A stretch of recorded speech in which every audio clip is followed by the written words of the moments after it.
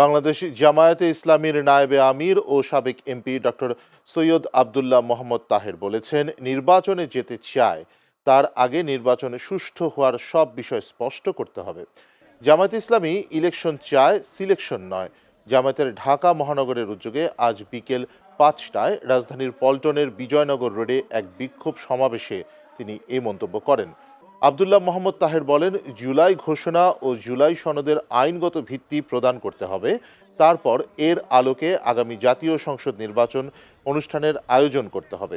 সমাবেশ শেষে বিজয়নগর পানির ট্যাঙ্ক থেকে শুরু করে নাইটেঙ্গেল মোড় পর্যন্ত বিক্ষোভ মিছিল করে জামায়াত ইসলামী।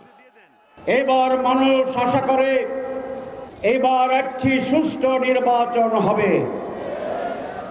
আমরা ইলেকশন চাই, সিলেকশন চাই না।